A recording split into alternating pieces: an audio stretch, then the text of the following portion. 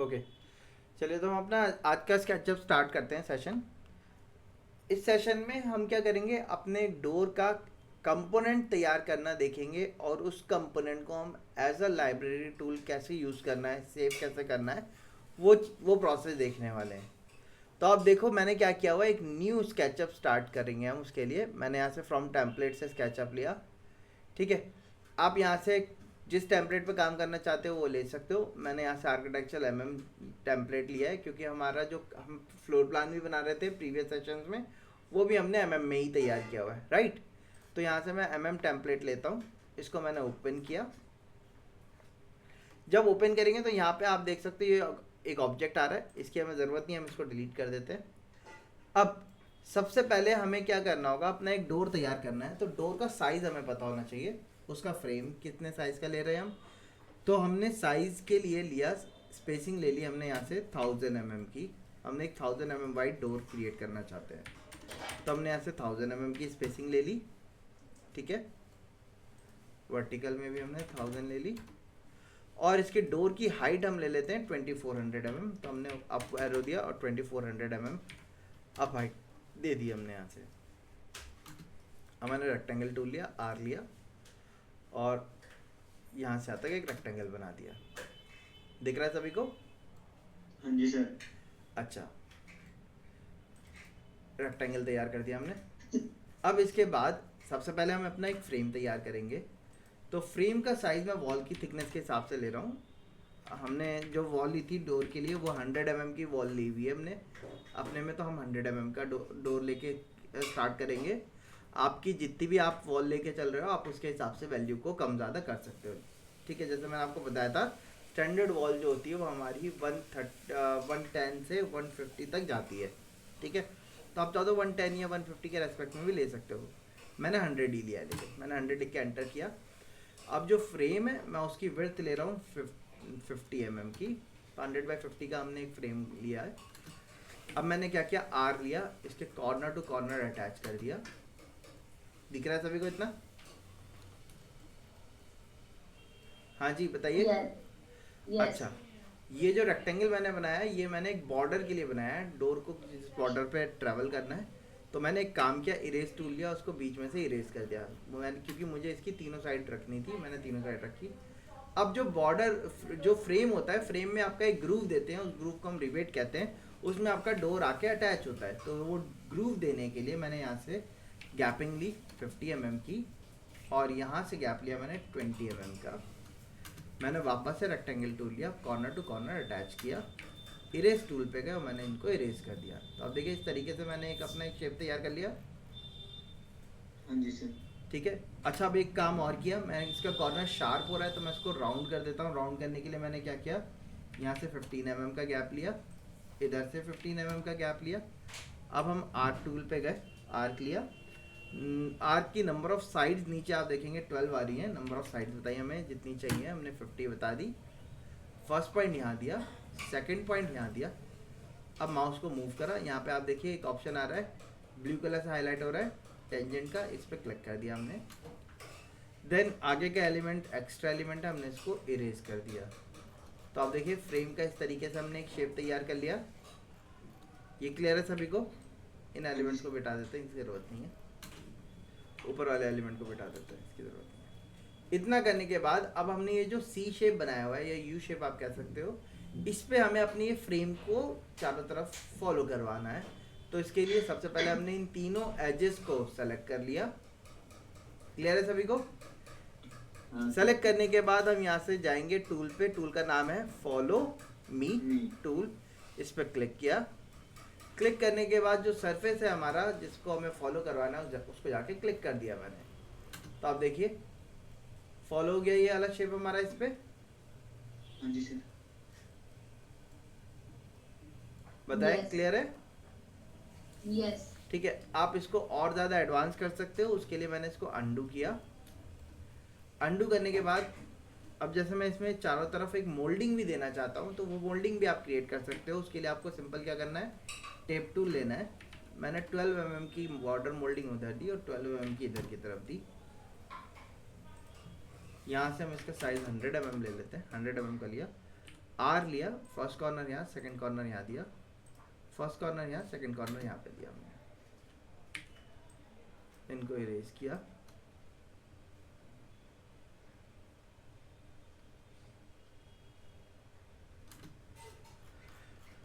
अब जो सरफेस हमारा हमने उसको सेलेक्ट किया, सेलेक्ट करने के बाद फॉलो मी टूल पे गए और फॉलो मी टूल पे जाके इसको सेलेक्ट कर दिया। तो अब देखिए एक मोल्डिंग के साथ हमारा शेप क्रिएट हो गया, दिख रहा है सभी को? हाँ जी सर। ठीक है, तो इस तरीके से मोल्डिंग या बिडिंग के साथ भी आप क्रिएट कर सकते हो। और आप चाहो तो इसमें और एडवांसमेंट कर सकते हो। और एडवांसमेंट कैसे? जैसे मैंने अंडू किया, मैंने इसके कॉर्नर को भी ख़त्म किया अभी पहले, फर्स्ट ऑफ ऑल। ठीक है, मैंने यहाँ से टेप टूल से इनकी बिडिंग भी ले ली 12 mm, इधर की तरफ 12 mm और यहाँ से 100 mm।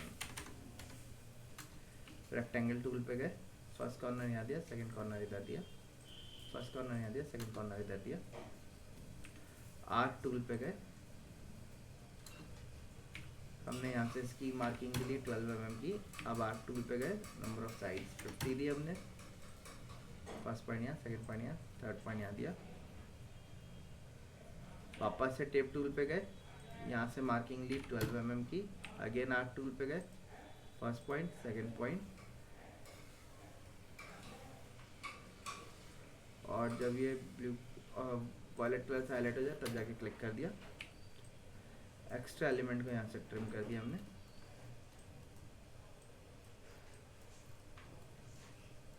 ठीक है, इसको भी इरेज कर दिया, इनको भी इरेज कर दिया, ऊपर वाले एलिमेंट को भी इरेज कर दिया। अब इन तीनों को सेलेक्ट किया, फॉलो मी पे गए और जाके सरफेस को क्लिक कर दिया। आगे फॉलो मी हो गई।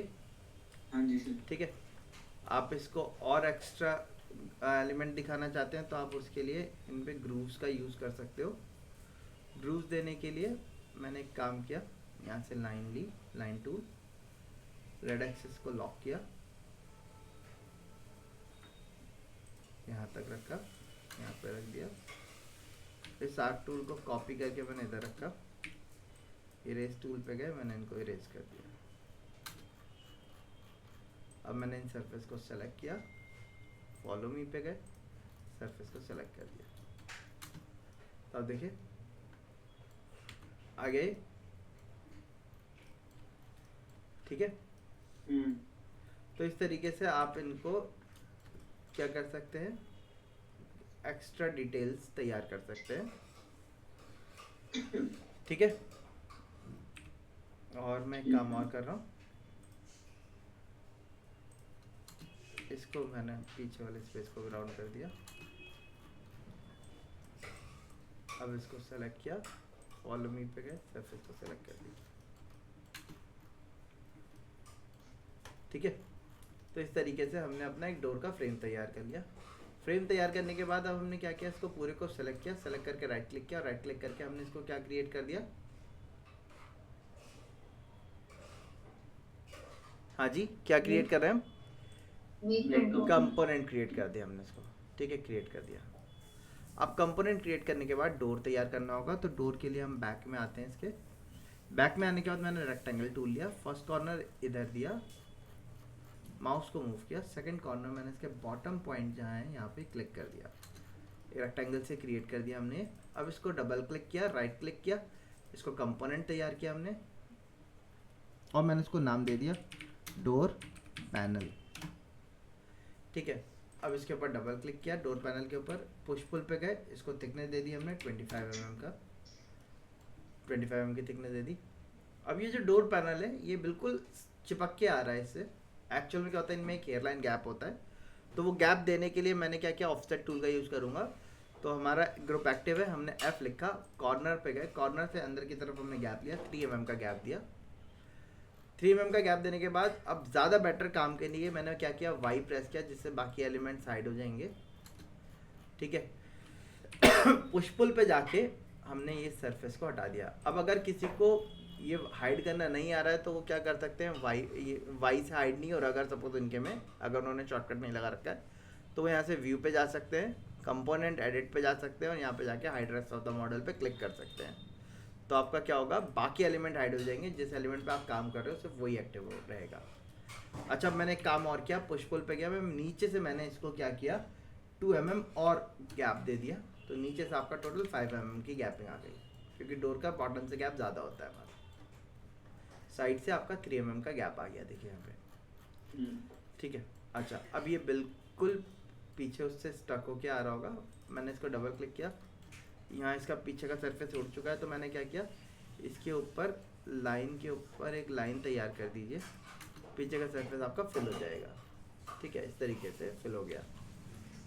अच्छा, अब हमने क्या किया, इसके ऊपर डबल क्लिक किया, ये एक प्लेन डोर आ रहा है हमारा। अब मैं डोर में ग्रूव देना चाह रहा हूँ, किस तरीके का ग्रूव देना चाह रहे हैं या किस तरीके का डोर देना चाह रहे हैं, तो पहले आपको उसका एक डिज़ाइन माइंड में आपके पास होना चाहिए। मैं डोर यहाँ से डोर डिज़ाइन सर्च कर लेता हूँ, ठीक है। अब हमारे पास अलग अलग टाइप के डोर्स देखने को मिलते हैं, जैसे आप देखिए, एक हमारा ये प्लेन डोर है जिसमें 3 ग्रूव आए हुए हैं, हम चाहे तो इस तरीके का तैयार कर सकते हैं, ठीक है। आप चाहे तो इस तरीके का तैयार कर सकते हैं जिसमें बीच में ग्रूव आए हुए हैं, आप चाहो तो इस तरीके का एक तैयार कर सकते हो जिसमें एक तरफ आपके फ्लूटेड डिज़ाइन आया हुआ है, ठीक है।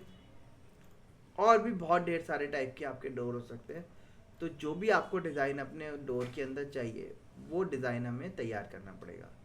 ज़्यादातर आजकल ग्रूव वाले डोर ज़्यादा देखने को मिलते हैं हमें, तो हम ग्रूव डोर किस तरीके से देना है वही देख लेते हैं। तो उसके लिए आप कोई भी एक डिज़ाइन पैलेट को एज अ रेफरेंस सेलेक्ट कर सकते हो, ठीक है। अब जैसे सपोज़ मैं इस तरीके के डिज़ाइन को फॉलो करना चाह रहा हूँ, ठीक है, तो आप उस तरीके का बना सकते हैं, या मैं इसमें कहता तो एक डोर टाइप का था,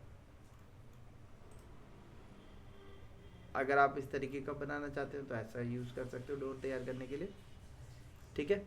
वो आपकी चॉइस है, आप कैसा बनाना चाह रहे हैं। सपोज मैं इसमें इस टाइप का एक तैयार करना चाहता हूँ, तो इसके लिए मैंने इसको मिनिमाइज़ किया, एस्केप किया। अब डोर अगर हम आगे से देखेंगे तो ये हमारा डोर आ रहा है, डोर एक तरफ खुलेगा तो एक कॉर्नर पे आपका हैंडल आएगा, मैंने इसको डबल क्लिक किया। सपोज इस कॉर्नर पे हम हैंडल देना चाह रहे हैं, तो मैंने एक काम किया, क्या किया, इसकी एज को सिलेक्ट किया, इस एज को सिलेक्ट करके मैंने ऐसे कॉपी करके इधर रखा, 250 mm का एक गैप लिया, ठीक है। हम ये वाला डिज़ाइन कंसीडर कर रहे थे कॉपी करने का, तो मैंने 250 का गैप वाला लिया है, बाकी का सॉलिड रखेंगे हम, जैसे यहाँ पे देखने को मिल रहा है, इनके बीच में एक ग्रूव आ रहा है, ये वाला आप देखोगे ना, जॉइंट वाला जो दिख रहा है, ठीक है। तो इसी तरीके से हम इसमें भी देंगे अपने में।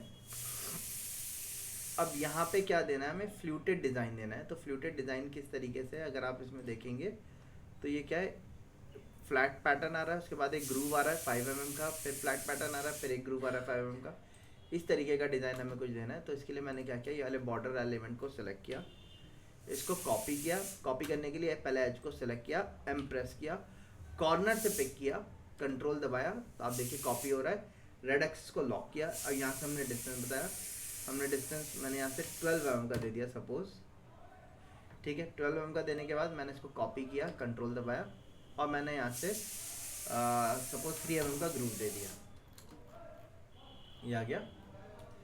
अब इस सरफेस को मैंने सेलेक्ट किया, मूव कॉपी पे गए, एम प्रेस किया, सरफेस को सेलेक्ट कर लिया, एम प्रेस किया, पीछे वाले कॉर्नर से पिक किया, कंट्रोल दबाया, और इसको यहाँ पे ड्रॉप किया। तो आप देखिए एक आया, ऐसे ही मैंने एक्स लिखा, 5 लिख के एंटर कर दिया, 5 ग्रूव्स आ गए।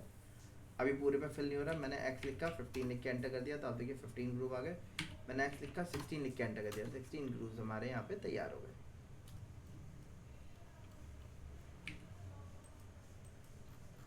एक्स्ट्रा एलिमेंट जो था हमारा, हमने उसको हटा दिया। अच्छा, ये हटा दिया। इस तरीके से हमने ग्रूव्स अपने तैयार करे। अब इन ग्रूव को मटेरियल हमें असाइन करना है। अगर आप देखेंगे तो ग्रूव हल्के से डल होते हैं, तो डल करने के लिए मैंने क्या किया, यहाँ से कलर बाय नेम पे गया, और मैंने इनको चारकोल कलर लिया, और मैंने सरफेस के ऊपर जो ग्रूव थे इनको चारकोल कलर असाइन कर दिया।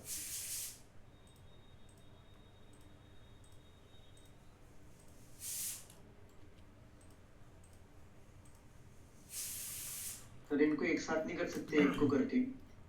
आपको पहले वाले को कॉपी करके रखना पड़ेगा फिर, ठीक है। ओके। अब मैंने इस सरफेस को सेलेक्ट किया, अंदर पुश कर दिया 3 mm, तो ये हमने सी ग्रूव ले लिया 3x3 का। तो पहले एक को पुश कर दिया 3 mm, फिर दूसरे वाले पे गए, दूसरे वाले पे जाके आपने क्या करना है, सरफेस पे जाके डबल क्लिक कर देना है, वो 3 डेप्थ वापस ले लेगा। तो इस तरीके से मैंने जितने भी ग्रूव थे सबको हमने यही मटेरियल असाइन कर दिया।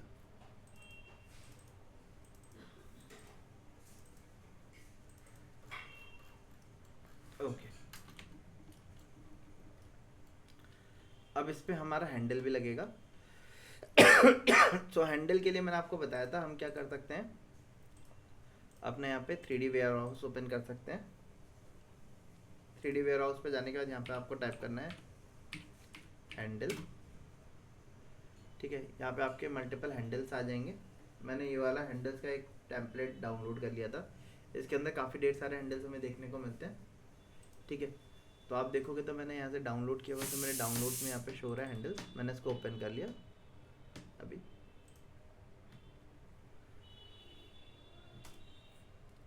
आप डबल क्लिक करेंगे तो अगेन एक दूसरे सेपरेट स्केचअप में आपका ये ओपन हो जाएगा।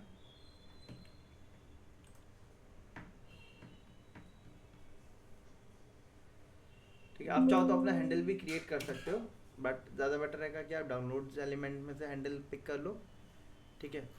अब यहाँ पे आते हैं, आपको जो सा एलिमेंट सही लग रहा है आप वाला पिकअप कर लिया इसमें से, ठीक है। सपोज मैंने कहा भाई मुझे ये वाला हैंडल जो है ये सही लग रहा है, मैं इसके साथ जाना चाहता हूँ, तो मैंने इस वाले हैंडल को पिक किया। या आप ब्लैक थीम के साथ जाना चाहते हैं तो आप ब्लैक थीम वाले को ले सकते हो, या हम इसको भी बाद में ब्लैक कलर में कन्वर्ट कर सकते हैं, ठीक है, वो तो हमारे ऊपर है।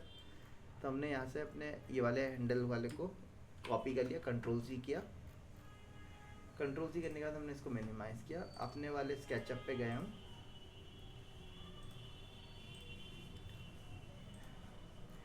अब हमें कहाँ पे लगाना है, इस डोर के ऊपर लगाना है। मैंने डोर को एक्टिव किया, एक्टिव करने के बाद मैंने यहाँ पे कंट्रोल वी किया। जैसे ही कंट्रोल वी करेंगे आप देखिए पेस्ट हो रहा है।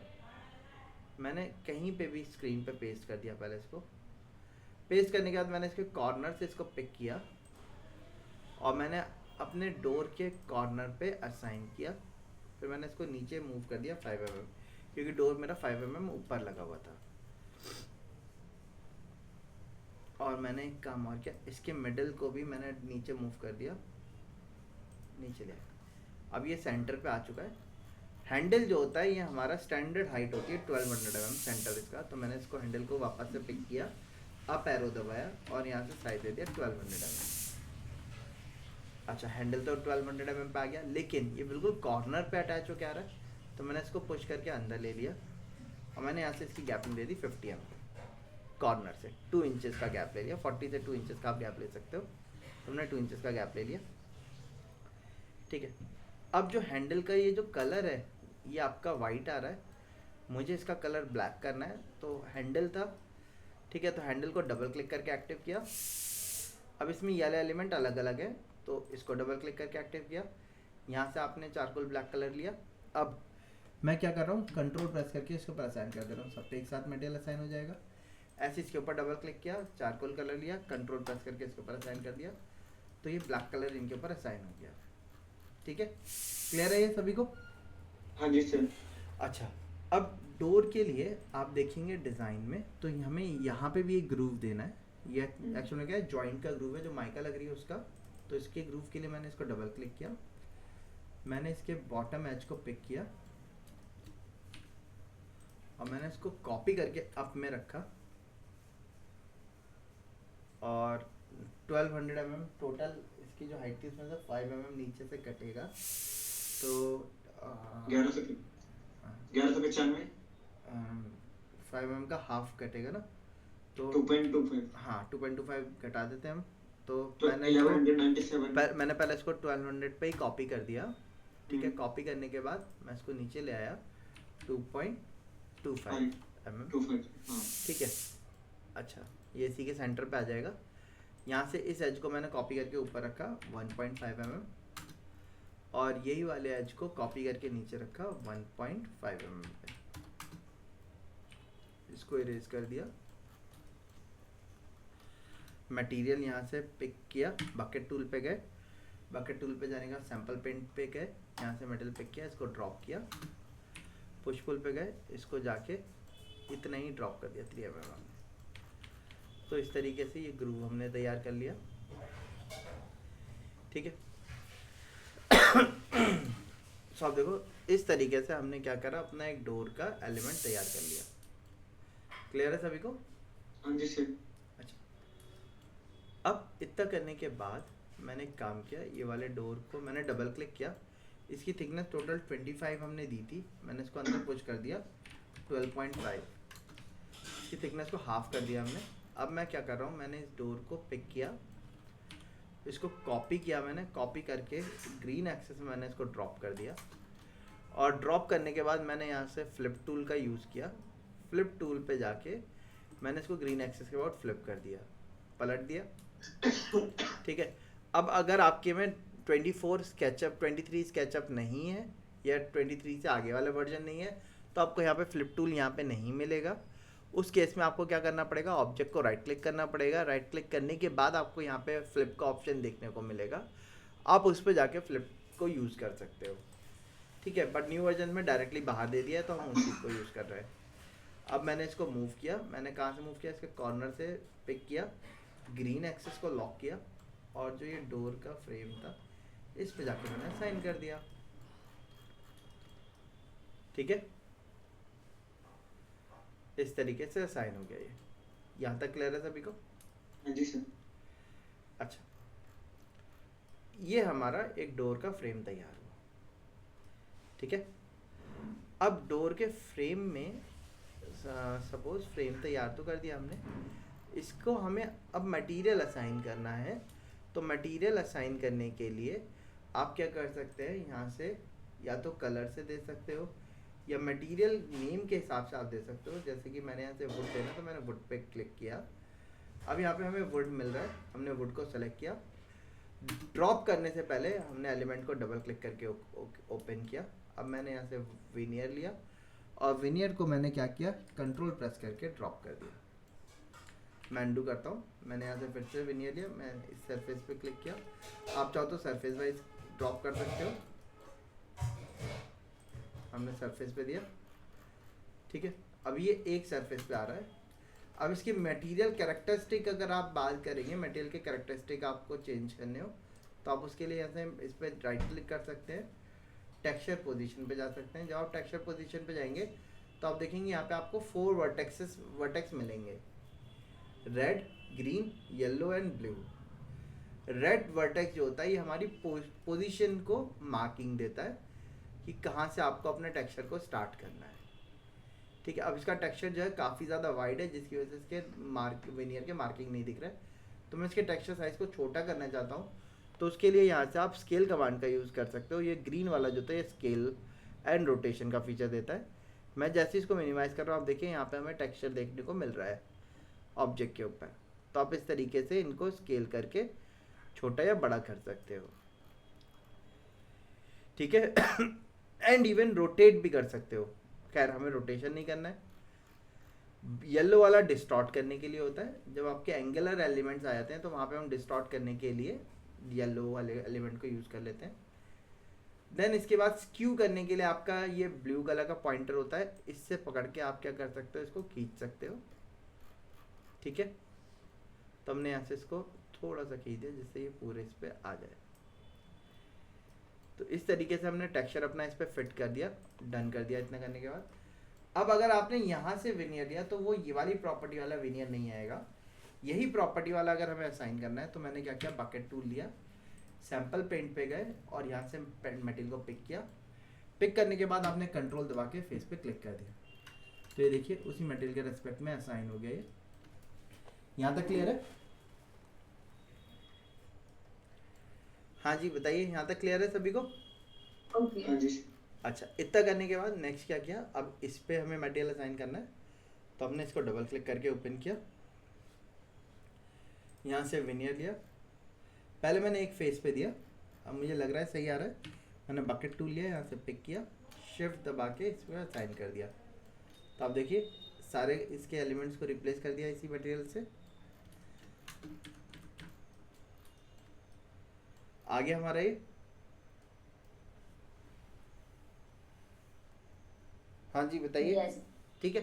अच्छा, लेकिन अगर हम रेफरेंस देखेंगे तो रेफरेंस में हमारे ये विनियर जो है, देखिए क्या हो रहा है, एंगल पे लग रहा है ना। हम इस पे भी एंगल पे असाइन करना चाहते हैं, तो मैंने इसको डबल क्लिक करके एक्टिव किया, राइट क्लिक किया, टेक्सचर पे गए, पोजीशन पे गए। पोजीशन पे जाने के बाद सबसे पहले मैंने पोजीशन तो इसकी यहाँ कॉर्नर पे लॉक करी। अब रोटेशन के लिए हम इस पे गए और यहाँ से हमने इसको रोटेट दे दिया। ठीक है, अभी इधर की तरफ रोटेशन हो रहा है, आप चाहो तो इसको वर्टिकल रोटेट करवा दो इस तरीके से। हमने डन कर दिया। मैंने वापस से बकेट टूल लिया, सैंपल पेंट पे गए, इस मटेरियल को पिक किया, यहाँ पे ड्रॉप कर दिया। अब ये इसी मटेरियल को वापस से रिपीट कर देगा, तो मैंने इसको राइट क्लिक किया, टेक्सचर पोजीशन पे गया, मैंने इसकी ओरिएंटेशन पहले तो यहाँ करी। अब ये ऊपर इसको हमने क्या किया, राइट क्लिक किया, राइट क्लिक करने के बाद यहाँ पे फ्लिप पे गए, मैंने फ्लिप अपसाइड डाउन कर दिया। जैसे अपसाइड डाउन किया, इसने रिवर्स कर दिया होगा। अब आप डन करके चेक करिए क्या वाला मार्किंग आ गई हमारे विनियर की। हाँ आया समझ में सभी को ये? Yes. ठीक है। अच्छा, ये कंपोनेंट बना के हमने पीछे पेस्ट करा था, तो कंपोनेंट से फ़ायदा क्या हुआ, अगर आपने एक जगह चेंज किया तो दूसरी जगह ऑटोमेटिकली चेंज अपने आप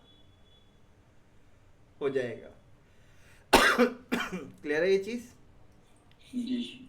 अच्छा, अब मैं हैंडल के ये वाले मटेरियल को भी यही विनियर का मटेरियल असाइन करना चाहता हूँ। मैंने पहले बकेट टूल लिया और यहाँ से सैंपल पेंट लिया, इस मटेरियल को पिक किया, एस्केप कर दिया। अब कंपोनेंट एडिट पे गए, अगेन डबल क्लिक किया, इसके ऊपर डबल क्लिक करके एडिट पे गए, यहाँ से वुड लिया और कंट्रोल दबा के असाइन कर दिया हमने इसके ऊपर। नीचे वाले पे गए, कंट्रोल दबा के इसके ऊपर भी असाइन कर दिया। ठीक है, तो इस तरीके से हमने अपना एक डोर का कंपोनेंट तैयार कर लिया। बताइए क्लियर है सभी को ये? ठीक है। अब अगर आप कहीं पे चाहते हो कि मोल्डिंग में इस तरीके से ये बाहर की तरफ निकल के ना आए, तो उनके लिए आप क्या कर सकते हो, इसको डबल क्लिक कर सकते हो, पुश पुल पे जा सकते हो। इस सरफेस को हमने हटा दिया और इस सरफेस को भी हटा दिया, तो विदाउट मोल्डिंग आपका एक डोर तैयार हो गया। देखिए, और अगर मोल्डिंग के साथ चाहते हैं तो वैसा क्रिएट कर ही सकते हैं हम। अब इसको आप क्या करोगे, फाइल पे जाएंगे, सेव एज ऑप्शन पे जाएंगे और इसको आप अपना नाम दे दिए डोर। ठीक है, और अपनी लाइब्रेरी की पोजीशन बता दिए, कहाँ पे आपने अपनी लाइब्रेरी बना के रखी हुई है। ठीक है, लाइब्रेरी पे गए, लाइब्रेरी पे कहाँ पे गए, डोर्स पे गए, और यहाँ पे आपने अपना डोर साइज भी लिख दिए, डोर 1000 बाई 2400 mm के नाम से हमने डोर सेव कर दिया।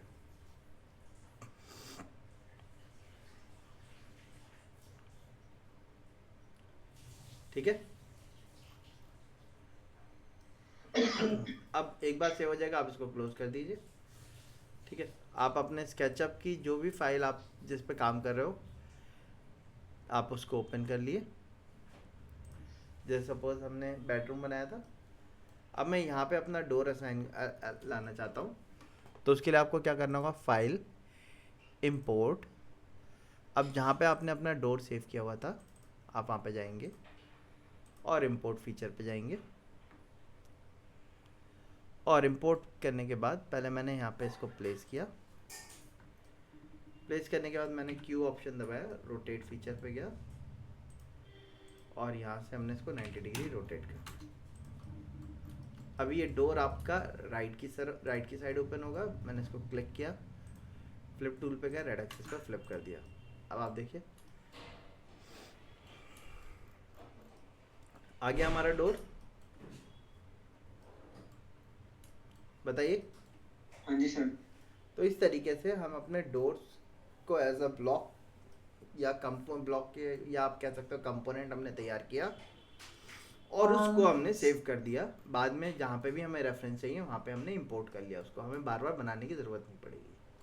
डोर राइट की साइड पे क्यों होगा, लेफ्ट क्यों नहीं? ये डोर, जैसे डोर हमारा वॉल की साइड ओपन होता है जनरली। अब ये वॉक इन क्लोजेट हमने ले लिया था तो खैर इसके ऊपर भी ओपन किया जा सकता है। बट जनरली हम जब डोर ओपन करते हैं ना तो हम राइट टू लेफ्ट की साइड ओपन करते हैं। ओके ठीक है, तो इस वजह से हमने यहाँ रखा।